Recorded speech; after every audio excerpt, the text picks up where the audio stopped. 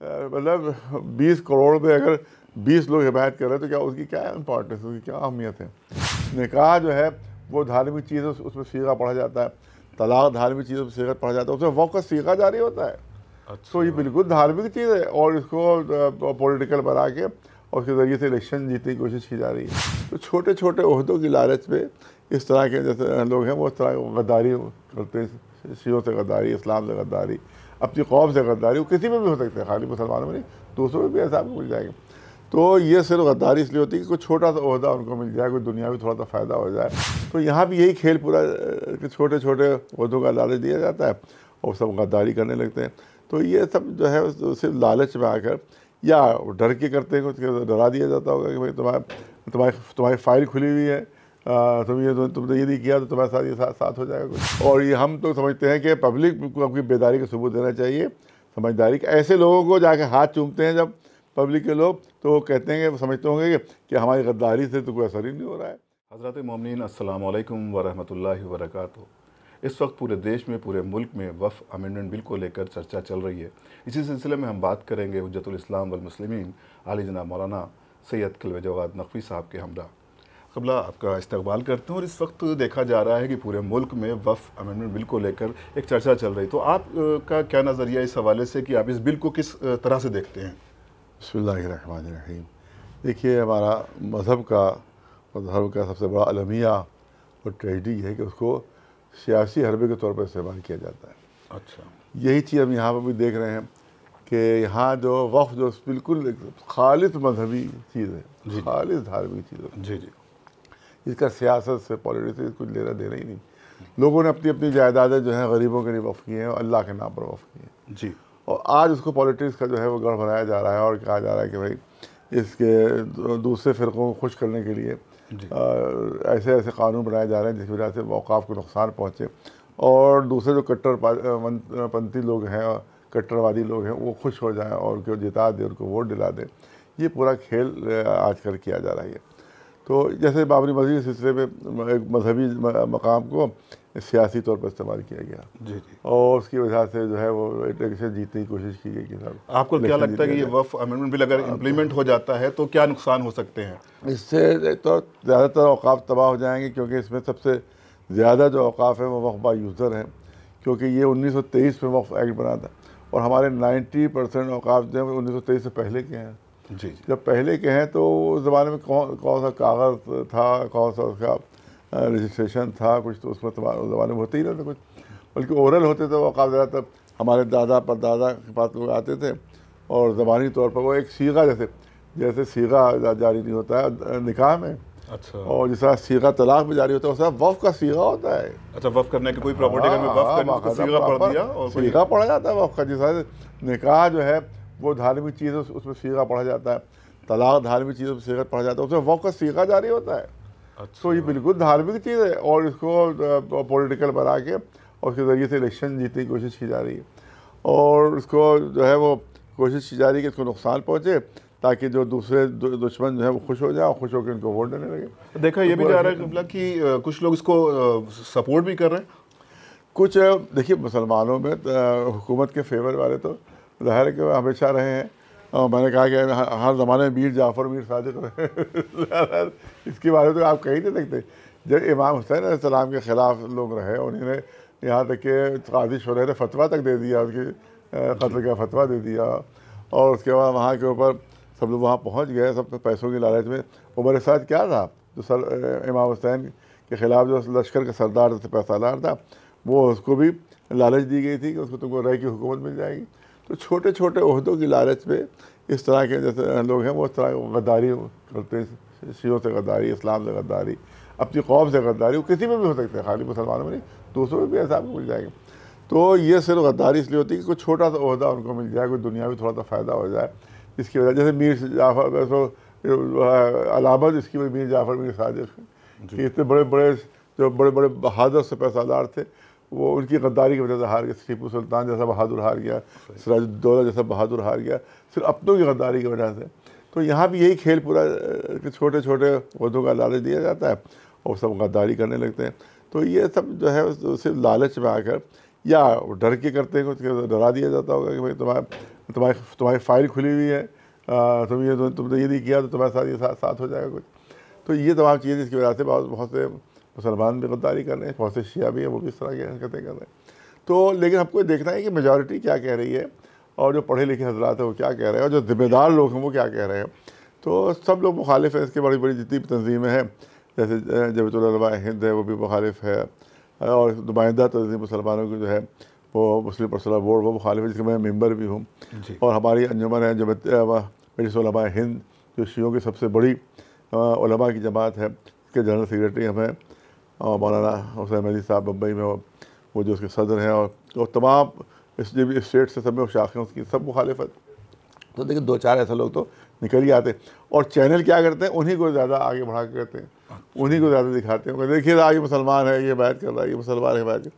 تو یہ تو دیکھو کہ مطلب 20 کروڑ میں اگر 20 لوگ حمایت کر رہے ہیں تو کیا اس کی کیا امپورٹنس، اس کی کیا اہمیت ہے. تو یہی مگر چینل جو کہ بکے ہوئے ہیں گورنمنٹ کے ہاتھ میں ہے یا گورنمنٹ کے لوگوں کے ہاتھ میں ہے، تو لہٰذا وہی تمام چیزیں وہ دکھاتے ہیں اس کو. اگر یہ وقف بل جو ہے امپلیمنٹ ہو جاتا ہے تو آپ کا اگلا قدم کیا ہوگا؟ دیکھیے ہم لوگ سب جو کچھ بھی ہے جوائنٹ ہوگا. اس میں ابھی جو دہلی بہت بڑا مظاہرہ کیا تھا میں وہاں کے اوپر اس نے مسلم پرسنل بورڈ میں، تو اس میں ہم لوگ جا کے شریک ہوئے تھے، اور شیعہ علماء اس میں اور بھی دہلی کے علماء بھی شریک ہوئے تھے. تو اس میں یہاں ہماری طرف سے آپ دیکھیں بڑے بڑے پروٹیسٹ ہوئے، کہ کتنے پروٹیسٹ، کئی پروٹیسٹ اب تک ہو چکے ہیں کہ جس میں تمام ہمارے شیعہ علماء جس میں شریک ہوئے تھے. ابھی جو ہوا تھا اس میں کتنی بڑی تعداد میں شیعہ علماء اس میں شریک تھے. تو میجورٹی جو ہے بلکہ 99.9% ہمارا مسلمان ہے، چاہے شیعہ سنی کسی مسئلے کا ہو، اس کے مخالفت میں ہے. لیکن کچھ لوگ ایسے ہیں جو ڈر کے نہیں بول پاتے کہ کہیں ان کے وہ ویک پوائنٹس ہوتے ہیں، ان کی کچھ جائیدادیں پھنسی ہوئی ہوتی ہیں، یا ان کا کچھ ایسے معاملات پھنسے ہوتے ہیں جس کے وجہ سے بول نہیں پاتے. کچھ کو عہدوں کی لالچ ہوتی ہے، کچھ کو یہ ہوتا ہے کہ امامت سے نہ ہٹا دیا جائے، کچھ کو یہ ہوتا ہے کہ اس کی جائیداد جو ہے وہ ضبط نہ کر لی جائے. اس وجہ سے جو خاموش رہتے ہیں یا اس کی حمایت میں بولتے ہیں. بہت سے لوگ خاموش بھی ہیں، وہ خاموش ہو جاتے ہیں کہ ان کی دکھتی رنگ حکومت کے ہاتھ میں ہے، لہٰذا اگر وہ بولے اور گردن دبائی گئی ان کی کہ تم کیسے بول دی. ابھی آپ نے تذکرہ کیا کہ 99.5% جو مسلمان ہے، 99.9% جو مسلمان جو فیور اگینسٹ ہے اس بل کے، تو ان کے لیے کیا پیغام ہوگا آپ کا؟ ان کے پیغام یہ ہے کہ دیکھیے اگر یہ پاس ہو جاتا ہے تو اس میں یہ ہے کہ میجورٹی بی جے پی کی ہے تو پاس، وہ چاہیں گے تو پاس ہوگا.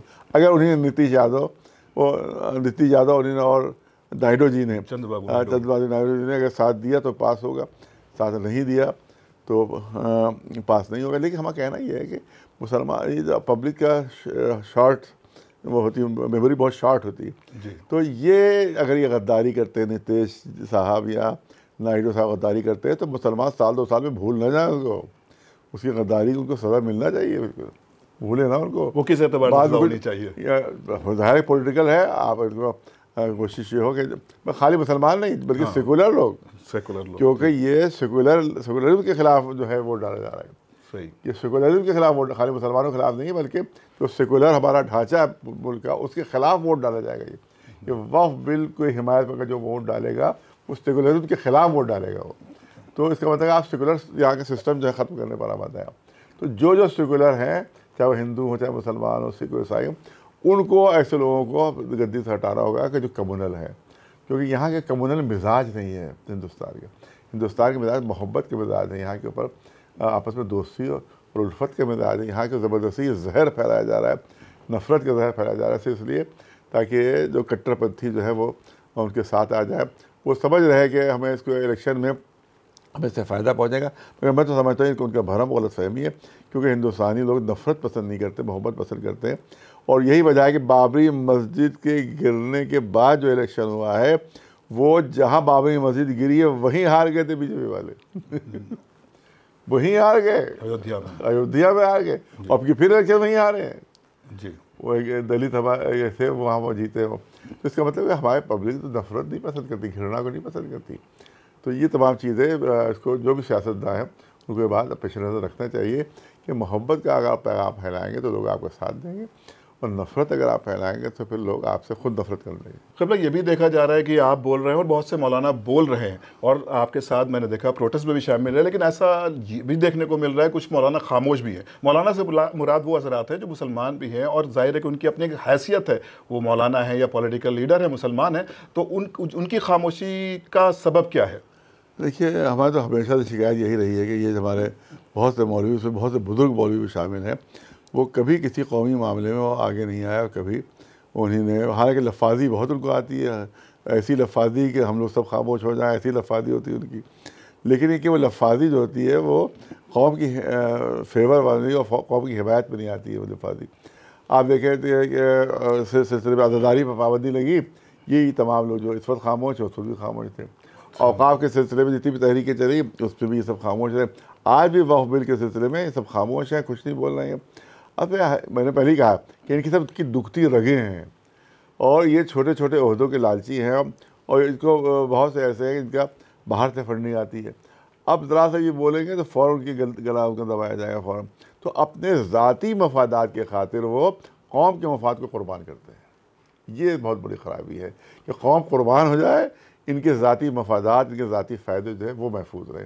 یہ ان کا خود صرف یہی ان کا جو ہے وہ نظریہ ہے، کے علاوہ کچھ نہیں، کہ ذاتی فائدے محفوظ رہیں، اولادوں کے ان کے فائدے محفوظ رہیں، قوم کا چولہے بھاڑ میں جائے، جہنم میں جائے، کہیں جائے، آفت میں پھنس جائے، تباہ برباد ہو جائے، کوئی اسے لینا دینا نہیں ہوتا ہے۔